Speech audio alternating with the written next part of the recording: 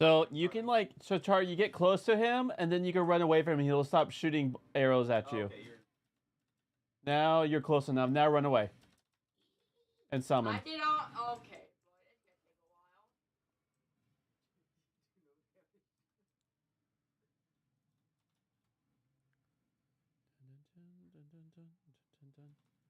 Ah, no, no, no, no, no. Ooh, ooh, ooh.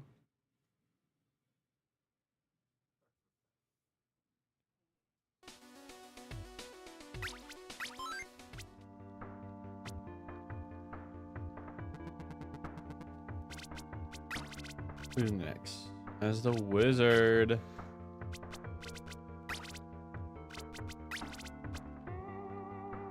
Be Eden. Okay. Pyromancer, sorcerer.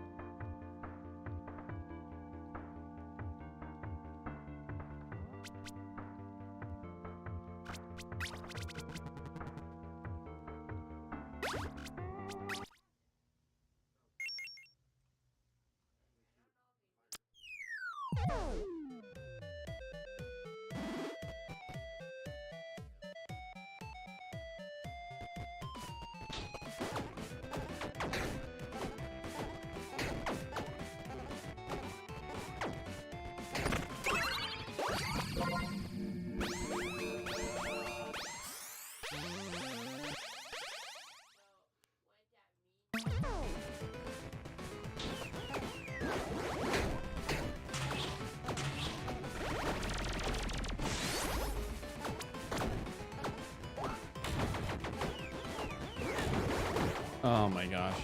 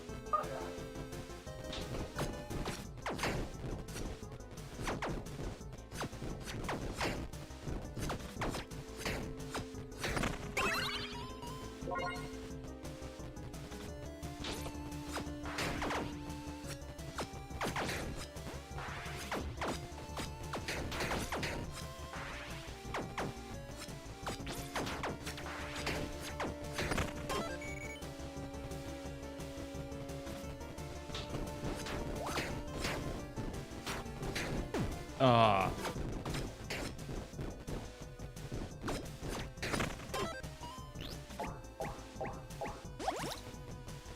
Oh. Yeah.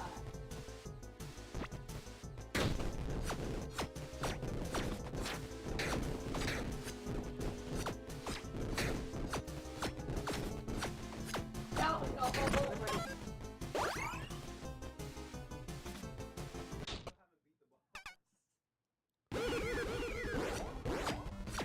Ow.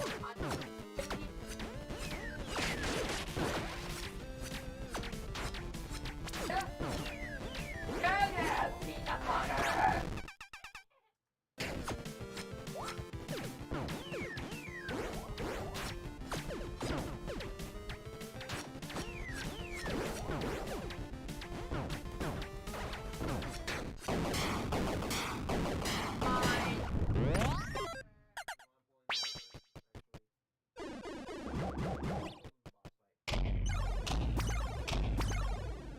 Hurry up and go in the box. Turn you into peanut butter.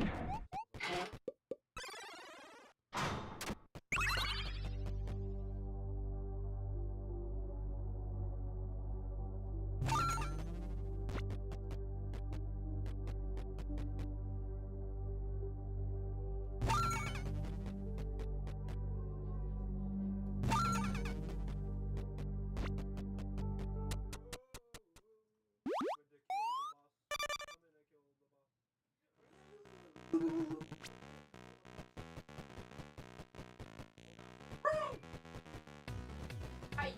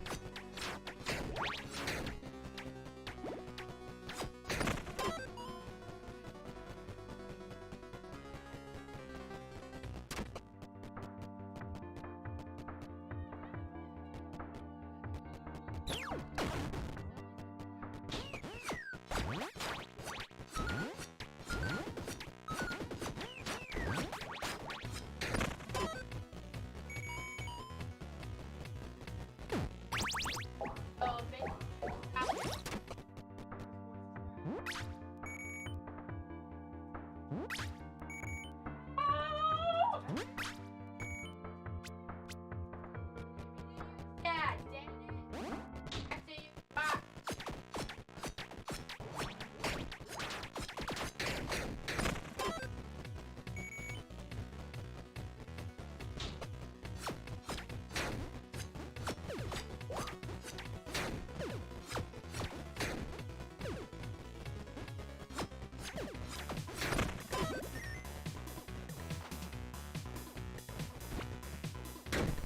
Walk around, you'll find summon signs.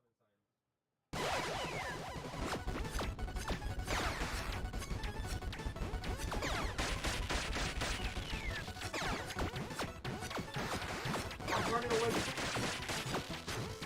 I just said. What?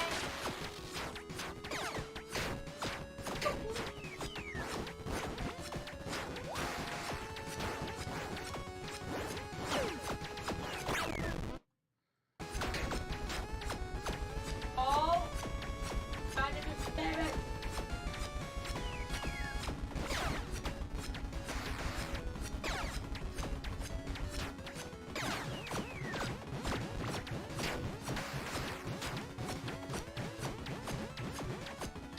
Yeah, Charlie.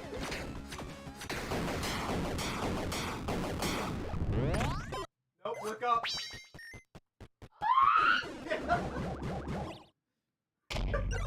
Stop it! What on earth? He has become Ganondorf!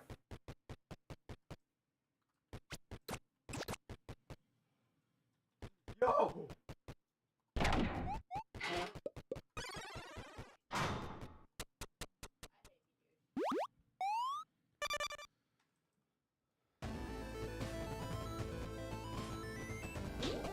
Damn it!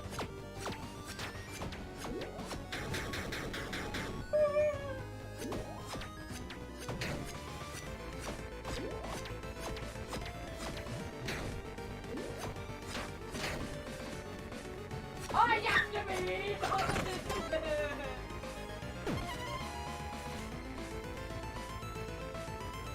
Vagina! My horse died.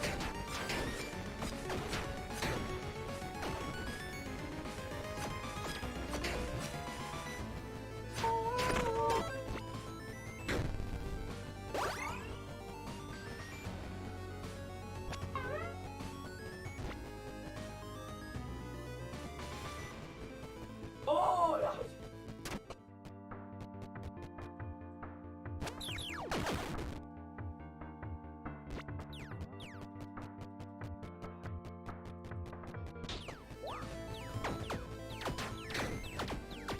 Oh wait, he got knocked down.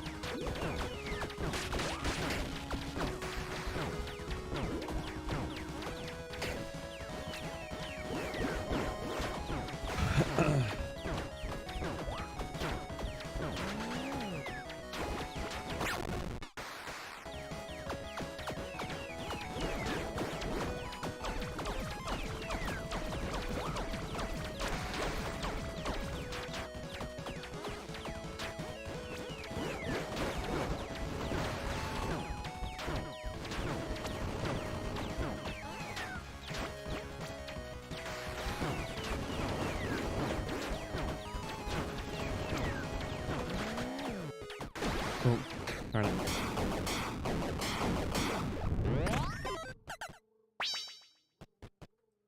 Give my one revive. Just give me. Here we go.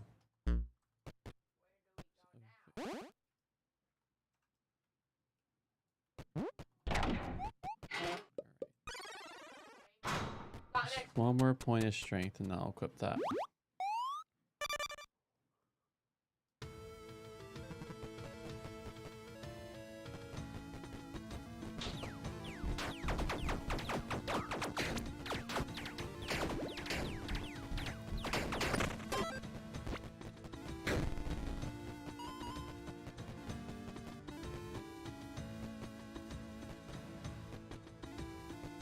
Five jump.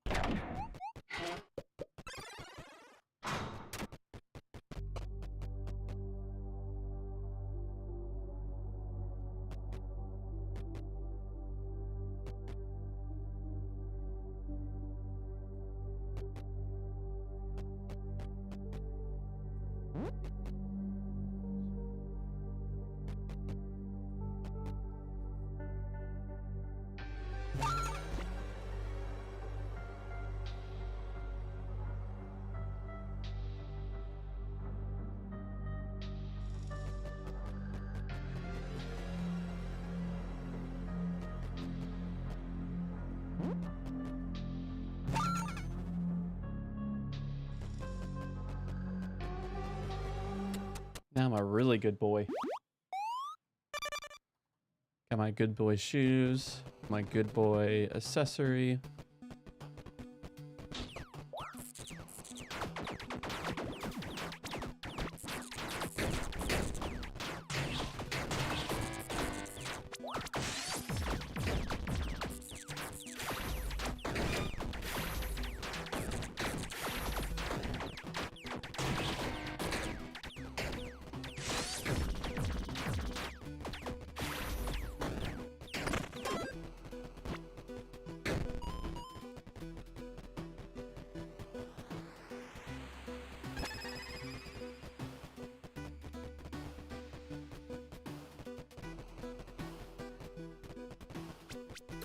Game, I need strength.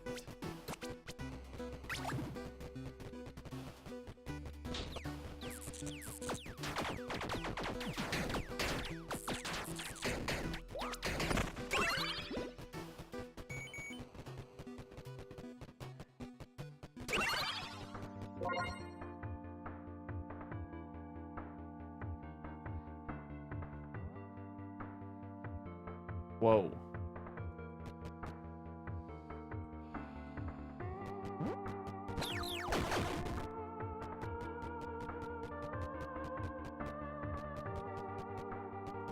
No, go buy some.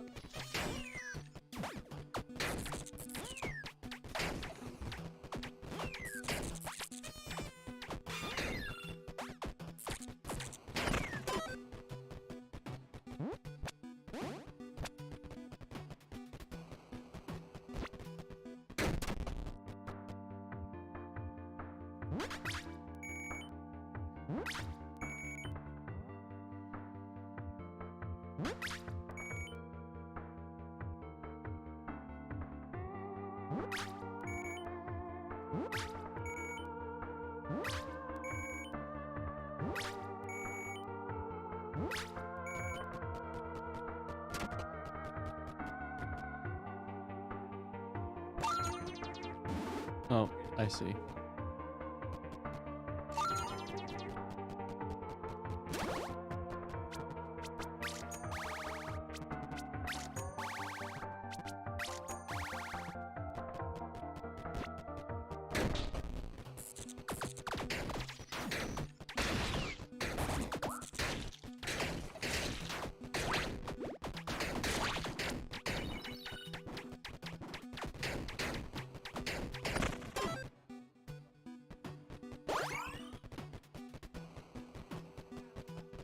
Like if we get a carrot, that'd be nice.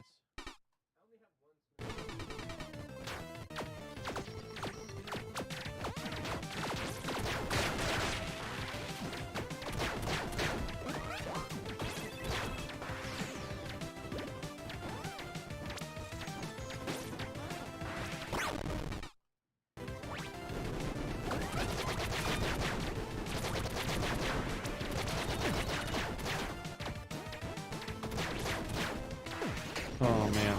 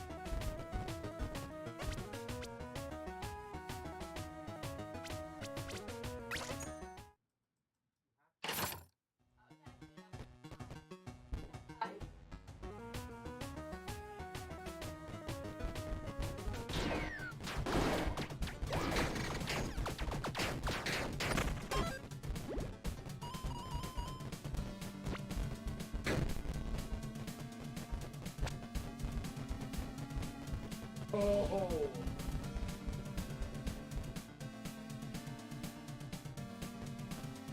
Buddy. Bye. You. Oh.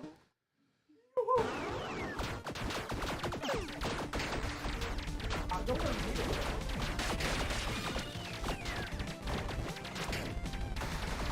Bye, thank you.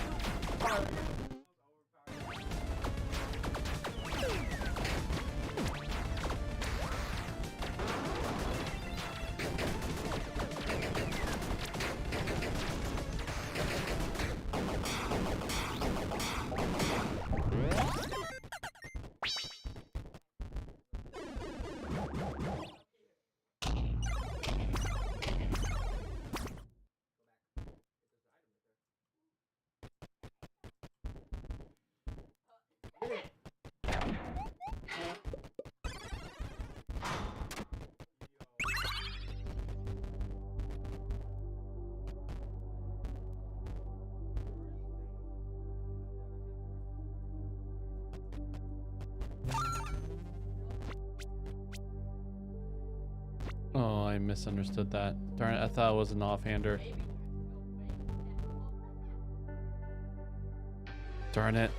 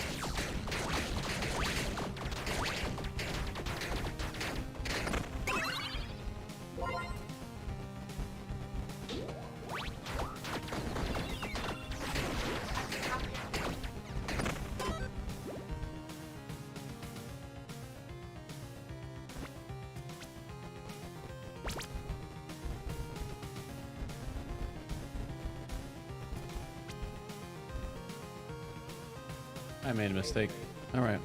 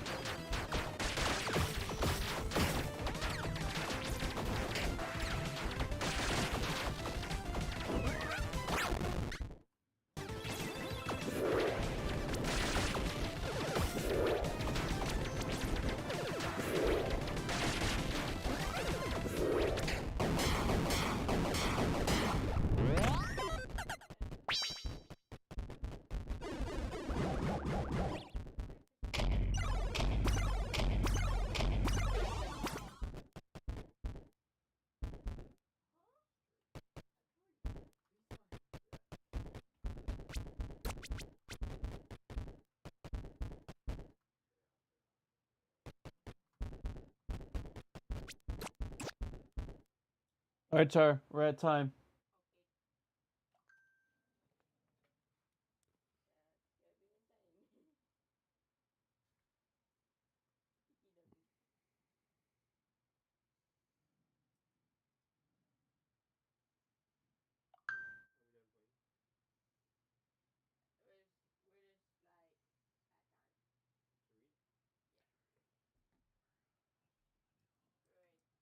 Hmm.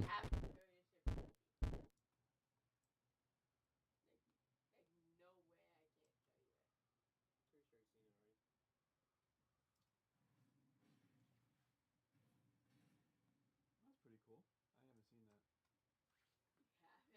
Yeah, I haven't.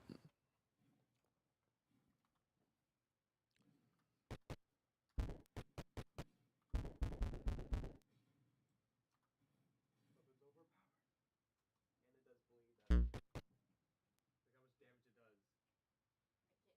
300. You know how much that is?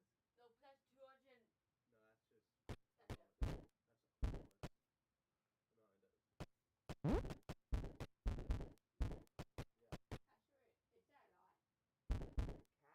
Caps at.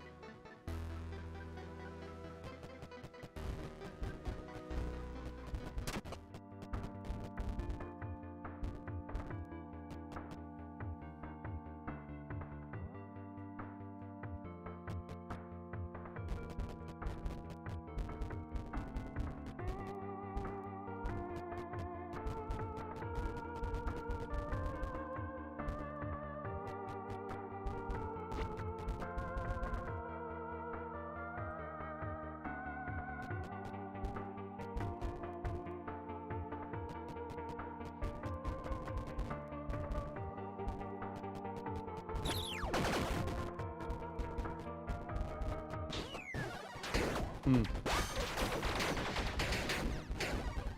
We have to do stuff. What's this something?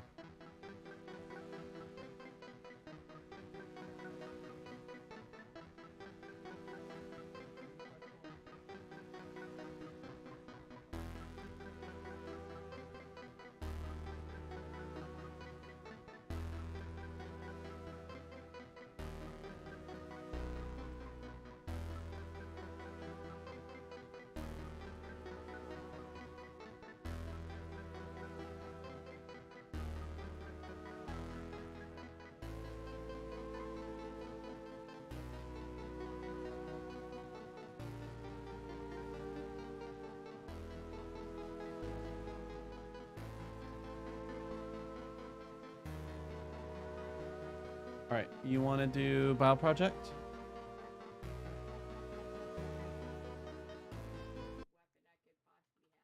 Oh yeah. At my level. It's the weapon I showed you. Ability. Old Testament overview. So we just done Esther, so now we're at Job. It's not Job, it's Job. Job. I really like Job. It's a really awesome book. Book of Job. It's a profound and very unique book in the Bible for lots of reasons. The story is set in a very obscure land that's far away from Israel, Uz. The main character, Job, he's not even an Israelite, and the author, who's anonymous, doesn't even set the story in any clear period of ancient history. This all seems intentional, though. It's like the author doesn't want us to be distracted by historical questions, but rather to focus simply on the story of Job and on the questions raised by his experience of suffering. The book of Job has a very clear literary design. It opens and closes with a short narrative prologue and then an epilogue. And then the central body of the book is dense Hebrew poetry, representing conversations between Job and 4 dialogue partners called the Friends. These conversations are then concluded by a series of poetic speeches given by God to Job. Let's dive in and we'll just see how it works together. The prologue introduces us to Job, and we're told that he's a blameless, upright man who honors God. He's a super good guy. And then all of a sudden, we're transported into the heavenly realms, and God is holding court with his staff team. It's a very common image in the Old Testament describing how God runs the world. And among the heavenly beings is a figure called the Satan, which in Hebrew means the accuser or the prosecutor. And it's like we're watching a court scene. God presents Job as a truly righteous man, and then the accuser challenges God's policy of rewarding righteous people like Job. He says, the only reason Job obeys you is because you bless him with prosperity. Let Job suffer, then we'll see how righteous he actually is. And then God agrees to let the accuser inflict suffering on Job. Now, it's at this point in the story that most of us go, what? Why did God do that? And then we assume that this book is going to answer that question, why God allows good people to suffer. But as you read on, the book doesn't answer that question. Nothing in the book ever answers that question. The prologue is setting up the real questions this book is trying to get at. Questions about God's justice and whether God operates the universe according to the strict principle of justice. And the response to those questions comes as you read through to the end of the book, not at the beginning. The ultimate reason for Job's suffering is simply never revealed. So the prologue concludes with a suffering and bewildered Job, who's rebuked by his wife, and he's approached by 3 friends who are going to try and provide wisdom and counsel. Their names are Eliphaz, the Temanite, Bildad the Shuhite, and Zophar the Naamathite. They're all non-Israelites like Job. And they represent the best of ancient Near Eastern thinking about God and suffering and the human condition, and this moves us into the main part of the book. First, Job speaks. And this is how this section of the book works. First, Job is going to speak, and then they'll follow a response from a friend. Then Job will respond to that friend. Then another friend will respond to Job's response, and so on back and forth for 3 cycles. And this whole debate is focused on 3 questions. Is God truly just in character? And does God run the universe on the strict principle of justice? And if so, then how is Job's suffering to be explained? As we're going to see, Job and the friends, they're working from a huge assumption about what God's justice ought to look like in the world. Namely, that every single thing that happens in the universe should operate according to the strict principle of justice. So if you're a wise, good person and you honor God, good things will happen to you. God will reward you. But if you're evil and stupid and do sinful things, bad things will happen to you. God will punish you. Now, Job's constant argument throughout his speeches is this. First of all, that he's innocent, and so the implication of that is that his suffering is not a divine punishment. Now we know from the prologue, both of these things are true. Remember, God himself said, Job is righteous and blameless. And so Job concludes his argument by accusing God. God either doesn't run the world according to justice, or even worse, God himself is simply unjust. The friends, on the other hand, they beg to differ. Their argument is that God is just. The implication being that God always runs the world according to justice in this way, and so they conclude by accusing not God, but Job. Job must have done something really, really bad for God to punish him like this. They even start making up possible sins that Job must have committed. Job protests to all of this. In fact, he gets so fed up with the friends that he eventually just gives up on them. He takes up his case directly with God. Now, something to be aware of is that Job, he's on an emotional roller coaster in these poems. He used to think that God is just, but now he can't reconcile that with his suffering. And so in some outbursts, he'll accuse God of being a bully. Once he even declares that God has orchestrated all the injustice in the world. But the moment he utters that thought, he's terrified of it because he wants to hope and believe that God is truly just. Job is all over the place in this section. And so he makes one last statement of his innocence, and then he demands that God show up personally to explain himself. Now it's at this point that a surprise friend shows up, Elihu the Buzite. Now, he's not an Israelite, but he does have a Hebrew name. And Elihu, he has the same assumption as Job and the friends. He argues that God is just, and that implies that God always operates the universe according to justice. But then Elihu draws a more sophisticated conclusion about why good people suffer. It may not be punishment for sin in the past. God might inflict suffering as a warning to help people avoid sin in the future. Or God might use pain and suffering to build character or to teach people valuable lessons. Elihu doesn't claim to know why Job is suffering, but one thing he is certain of: Job is wrong to accuse God of being unjust. Job doesn't even respond to Elihu, and the dialogues come to a close. It's like the wisdom of the ancients has been spent, and the mystery remains. And then, all of a sudden, God shows up in a whirlwind, and he responds to Job personally. He first responds to Job's accusation that he's unjust and incompetent at running the universe. So God takes Job on a virtual tour of the universe, and he starts asking him all these questions about the order and origins of the cosmos. Was Job ever around when God architected the earth or organized the constellations? Has Job ever commanded the sunrise or controlled the weather? God has his eyes on all of these cosmic details that Job has never even conceived of. Then God starts going into detail, describing the grazing habits of mountain goats and how deer give birth, or the feeding patterns of lions and wild donkeys. What's the point of all this? Remember the assumption of Job and his friends about what it looks like for God to run the world according to justice. Underneath that assumption is a deeper one, that Job and his friends have a wide enough perspective on life to make such a claim about how God ought to run the world. And God's response with this virtual tour, it deconstructs all of these assumptions. It first of all shows that the universe is a vast, complex place, and that God has his eyes on all of it, every detail. Job, on the other hand, has only the small horizon of his life experience to draw from. His view of the world is very limited. And so what looks like divine injustice, from Job's point of view, needs to be seen in an infinitely larger context. Job is simply not in a position to make such a huge accusation about God. After the virtual tour, God asks Job if he would like to micromanage the world for a day, according to the strict principle of justice that Job and his friends assume, punishing every evil deed of every person at every moment with precise retribution. The fact is that carrying out justice in a world like ours, it's extremely complex. It's never black and white, like Job and the friends seem to think. Which leads to God's last point.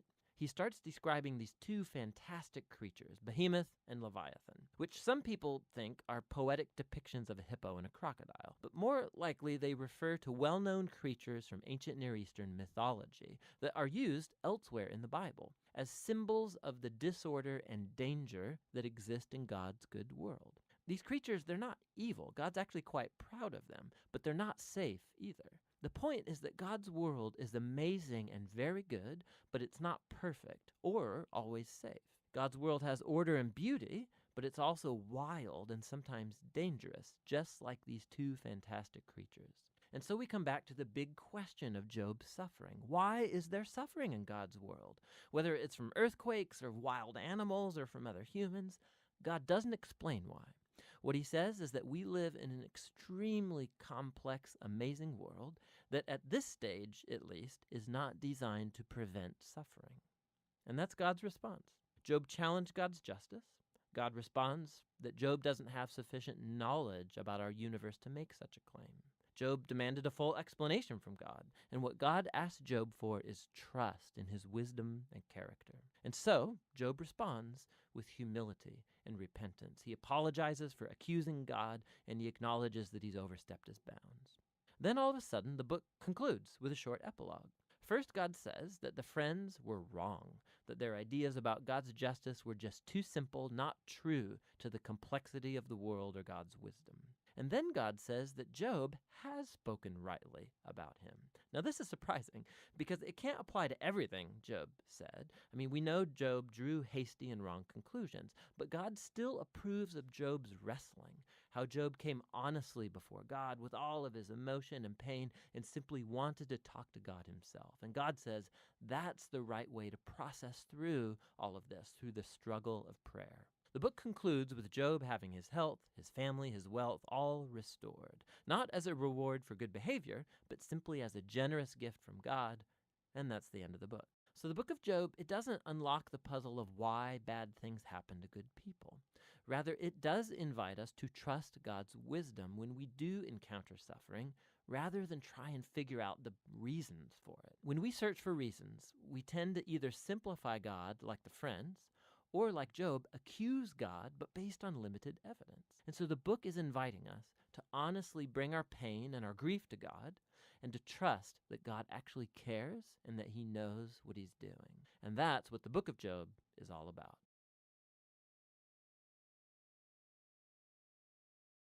Takeaways, my friend.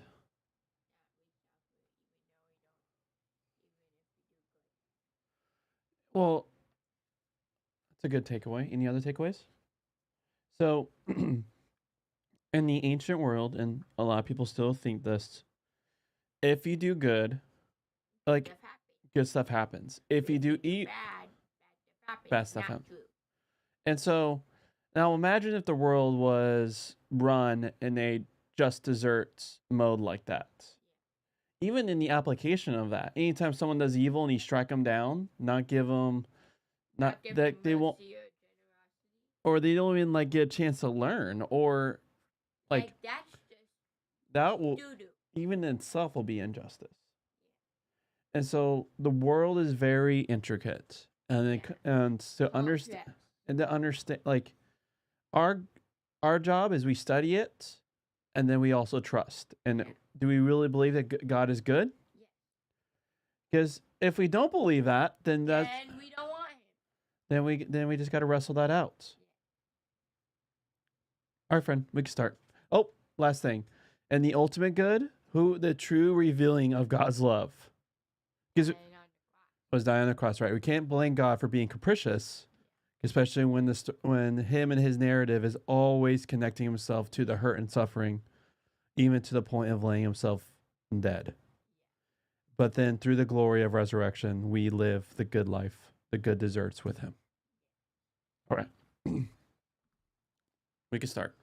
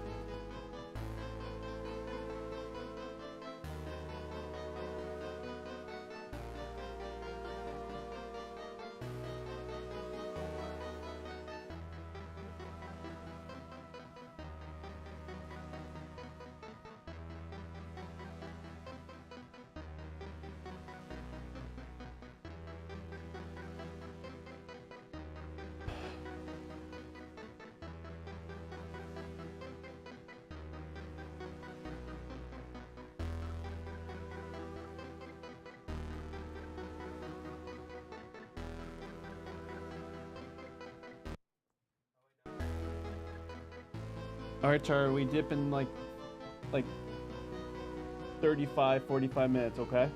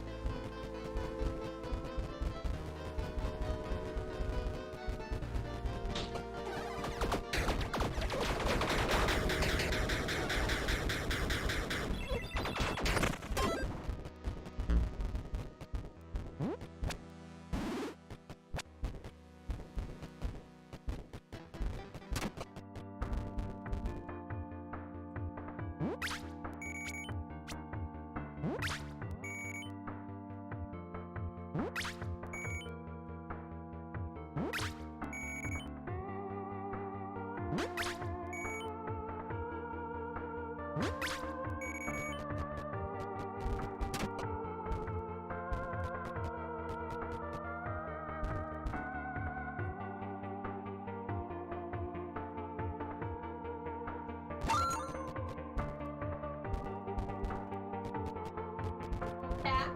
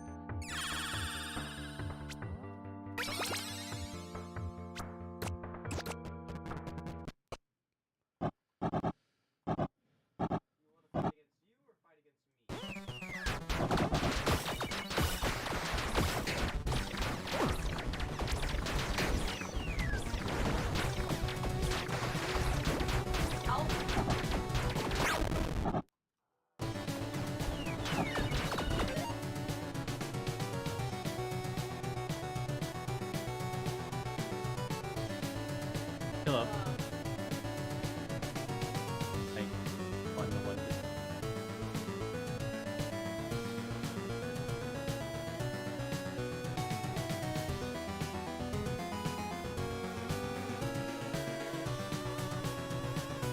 Sounds good.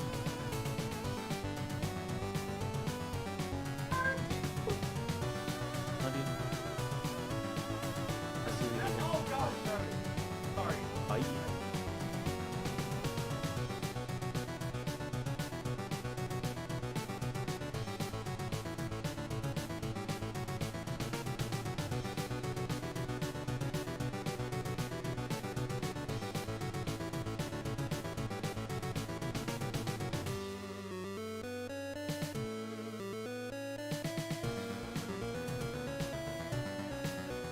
Oh.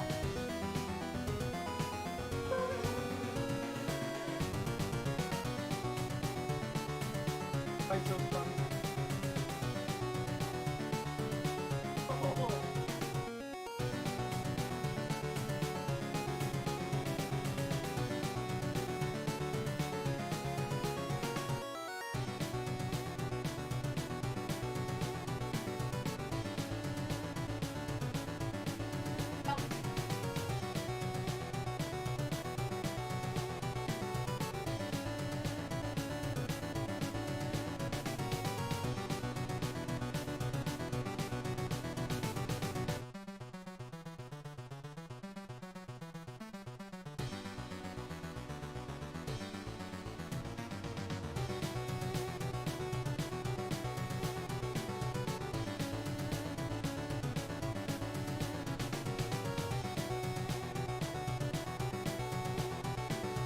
Hey,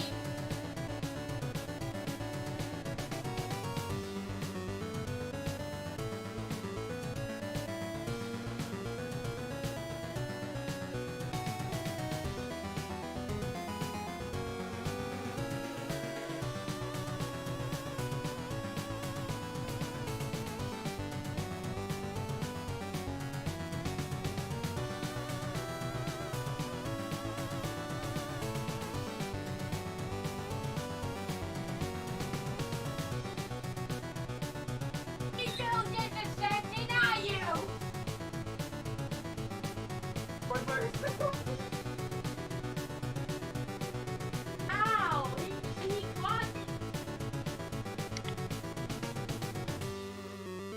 Hey, friend.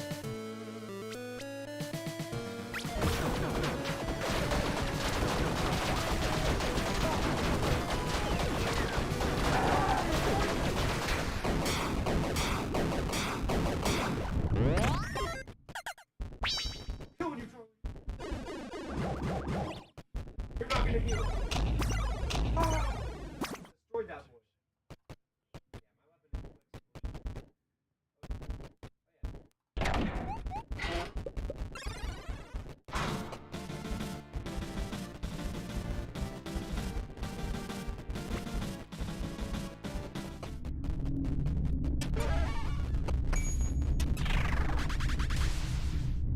Ooh, that's fun. Look at that. I'm actually being a good boy this time. Going to the heavens to kill the heaven people. So being totally a good boy.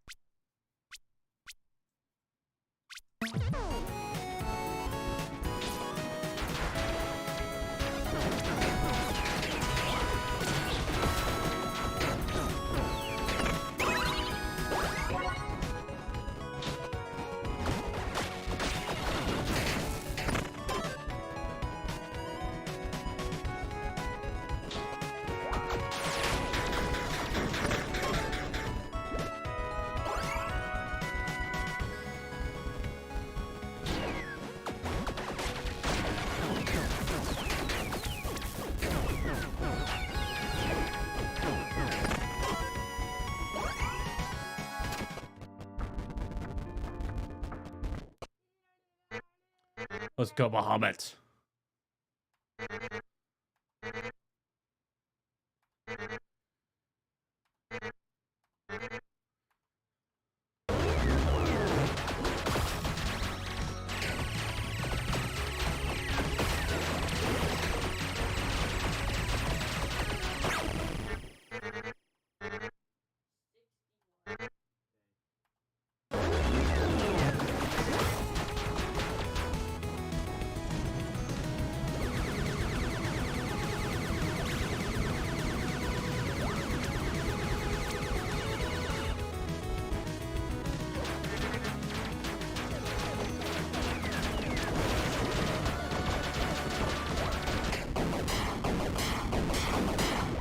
Whew.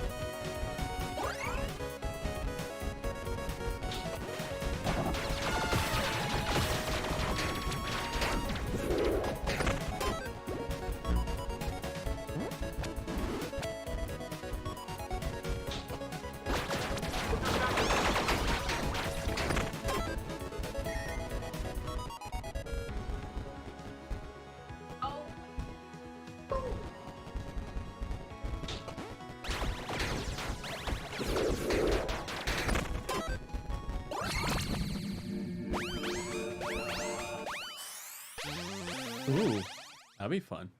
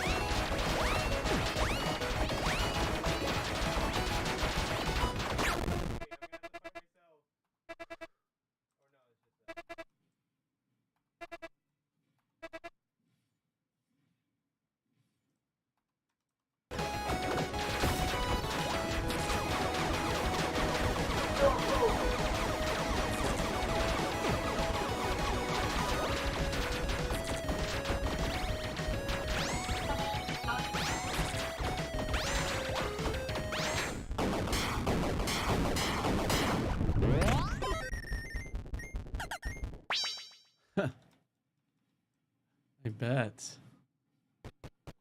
How hard are you going to make it? How low can you go? Drink the good stuff.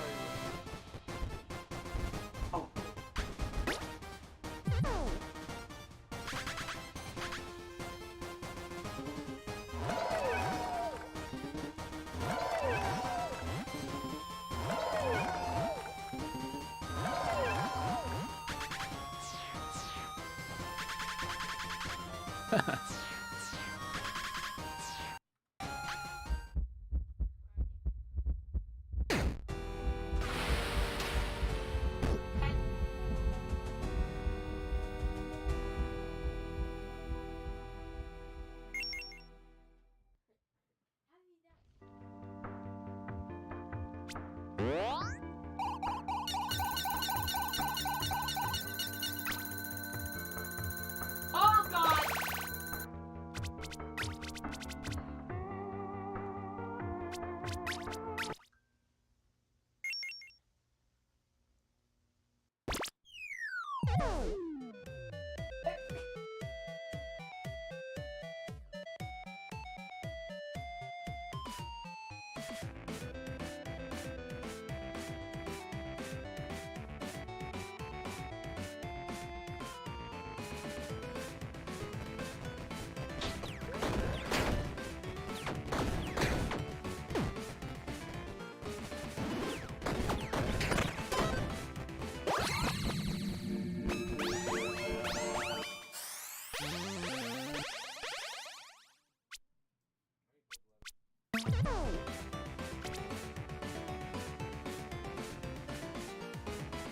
Ah, I see.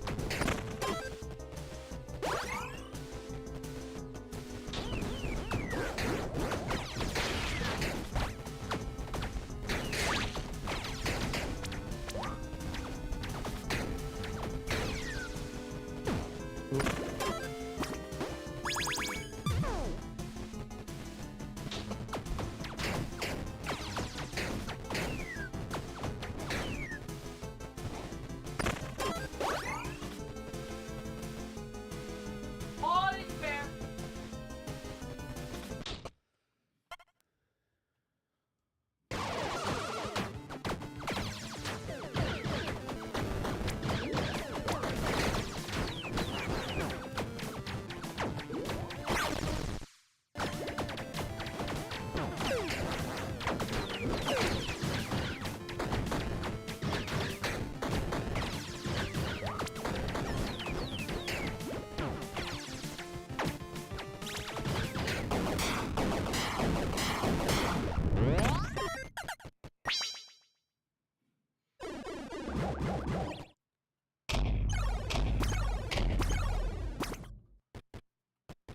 This is about to get crazy, Charlie.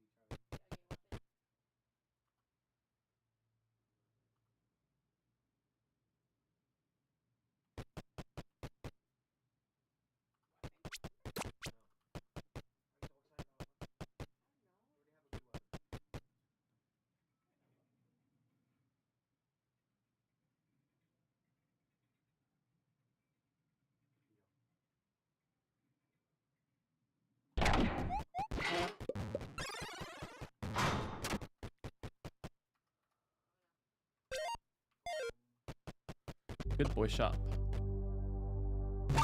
Sure.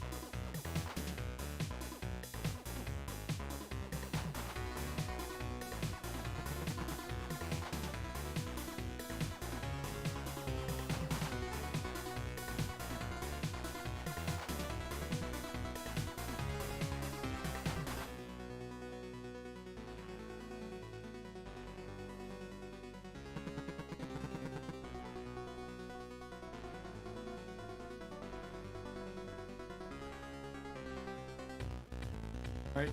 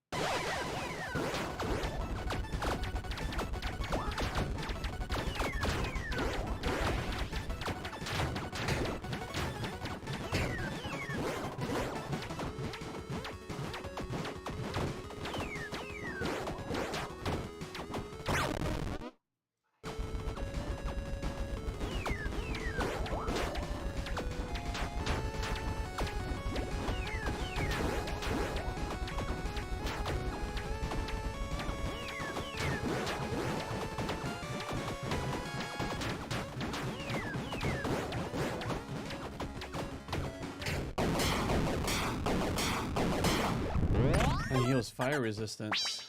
Earth.